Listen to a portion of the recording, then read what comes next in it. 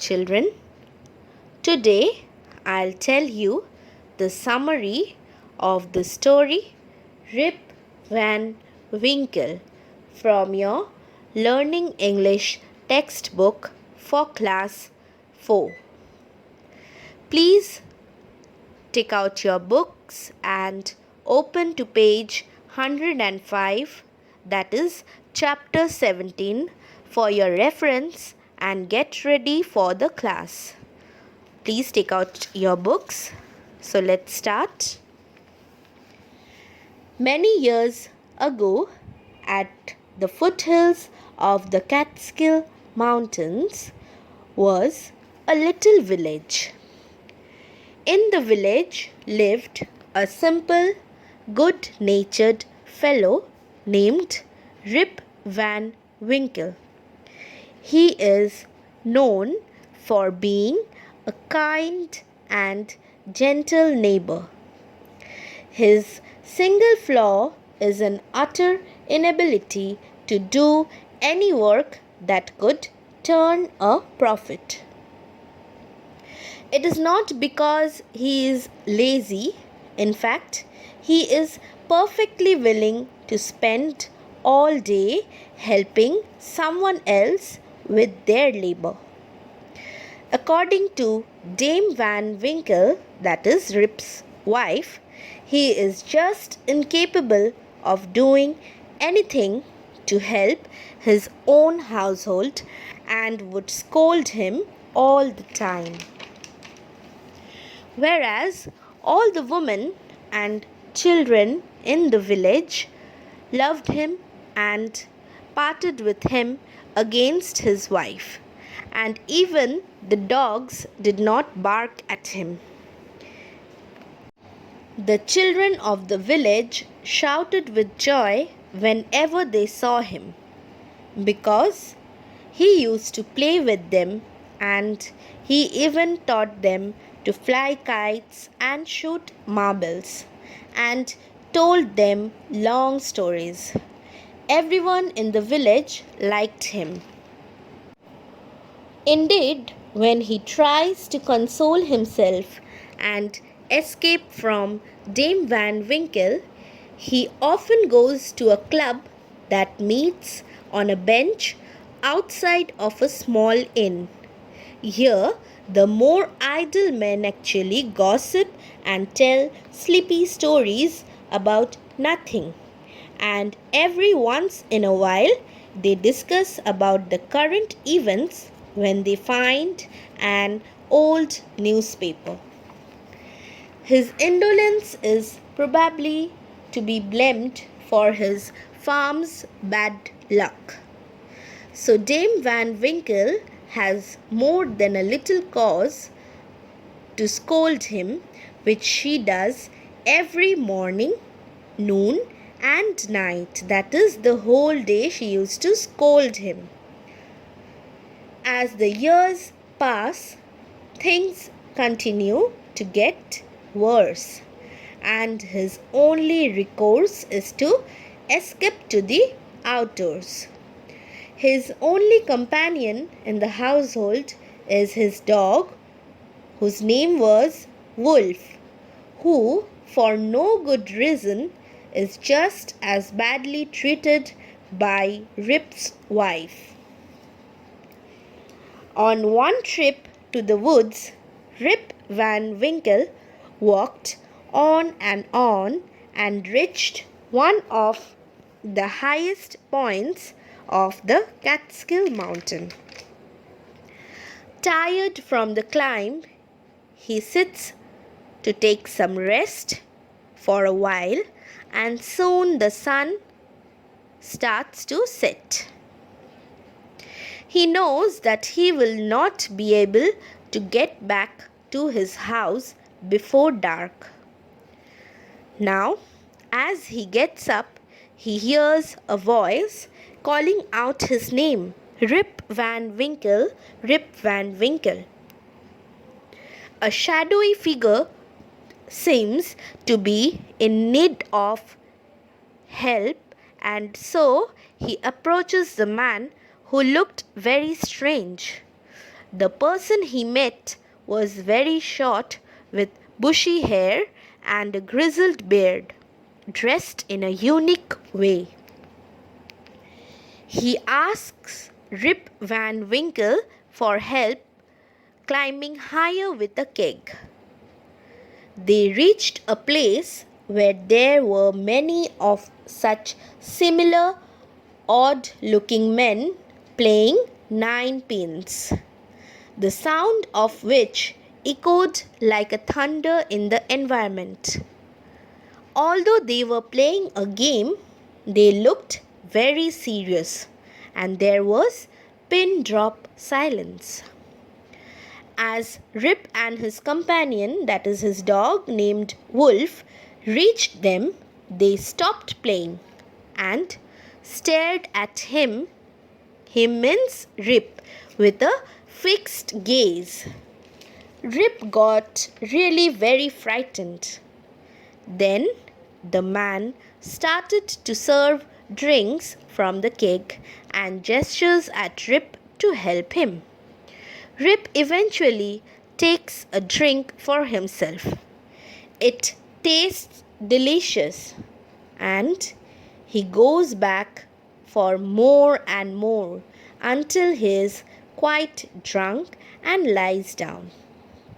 When he wakes up in the morning, he felt anxious about what his wife will say about his late return. He then got up and looked around for Wolf, his only companion, but he was nowhere. Rip whistled for him as well as shouted out his name, but no dog was to be seen. He then slowly began to descend the mountain to go back to his village.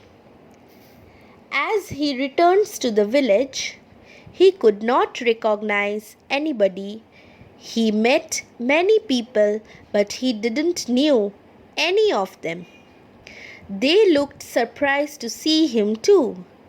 And then he realized that his beard has grown a foot longer. The children hooted at him and the dogs were barking at him. The village itself has grown longer or larger. Then he moved towards his house and finds it to be in complete disrepair and abandoned. His wife and children were not there. The inn where he used to meet his friends has disappeared. The new hotel there is now full of completely different people.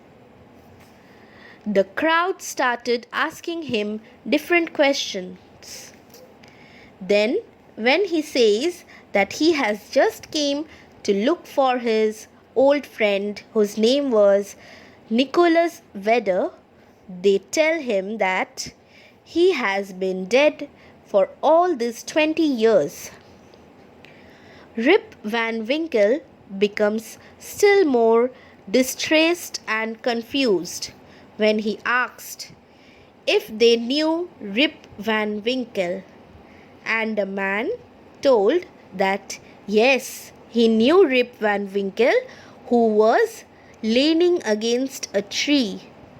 Rip looked, and to his surprise, he saw a picture of his old self. Then a familiar woman approaches and he finds out enough to decide that she is his daughter. But then she explains that her father went out with his gun one day 20 years ago. Who was her father? Rip Van Winkle was her father. And she tells that her father went out with his gun one day 20 years ago and was never heard from then onwards. And now she could not recognize Rip as his father. Then she even told Rip that Dame Van Winkle, that is Rip's wife, has also died. It was indeed a very bad situation for Rip. But then he told that he was his father with tears in his eyes. Only then an old woman walked up to Rip and looked at his face very carefully for a moment. Then she exclaimed that it was their Rip Van Winkle, and she welcomed him home again. She was his only old neighbor and the only person who could recognize Rip. Rip then told his entire story, and from then onwards, whenever the thunder would peal from the mountain top, the villagers would say that the little old men are playing ninepins. So, children, in this way, the story ends. Rip Van Winkle returns back to his old village. Hope you all liked the story and understood it very nicely. Please go through the chapter from your book. Learn the difficult spellings as well as the word meanings that you have in your book at the end of the chapter. Please underline the difficult spellings in your book that I'll dictate now. Take out your pencils, open your book to page 105 and underline the spellings that I'll call out. Fellow, fellow, indeed, fault, natured, willing, friend, children, broken, mend, worthless, scold, least, faithful, hunter, village, rabbits, partridges, caught, whistle, corner, kitchen, tramp, suddenly, tired, clambered. I'll once again repeat it. Please underline the spellings, whoever have missed anything, okay? Fellow, indeed, fault, natured, willing, friend, children, broken, mend, worthless, scold, least, faithful, hunter, village, rabbits, partridges, caught, whistle, corner, kitchen, tramp, suddenly, tired, clambered. Next page, underline, beard, shouting, carried, keg, shoulder, commanded, shortly, climbing, buttons, valley, trousers, silver, buckles, 9 pins, striking, noise, rumbling, thunder. I repeat, beard, shouting, carried, keg, shoulder, commanded, shortly, climbing, buttons, trousers, silver, buckles, 9 pins, striking, noise, rumbling, and thunder. Turn to your next page. Underline strange, afraid, obeyed, trembling, silence, dared, taste, thirsty, several, awake, limply, appear, slowly, shook, vigorously. I repeat, strange, afraid, obeyed, trembling, silence, dared, taste, thirsty, several, awake, limply, appear, slowly, shook, and vigorously. Now next page, underline searched, troop, heels, hooted, confused, decayed. Once again I am repeating, searched, troop, heels, hooted, confused, decayed. Next page, broken, hinges, crowd. Broken, hinges, and crowd.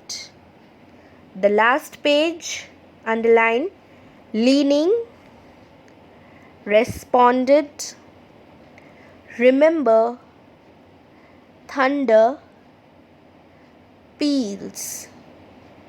Leaning, responded, remember, thunder, peals. Now I'll give you some of the word meanings that you don't have at the end of the chapter.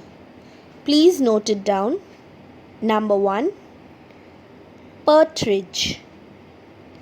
Partridge, meaning is a bird. Is a bird. Number 2, tramp. Number 2, tramp, meaning walk heavily or noisily. Walk heavily or noisily. Number 3, rumbling. Number 3, rumbling, meaning a continuous, deep, resonant sound. A continuous, deep, resonant sound.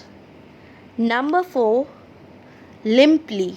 Number 4, limply, meaning in a way that is soft and neither firm nor stiff.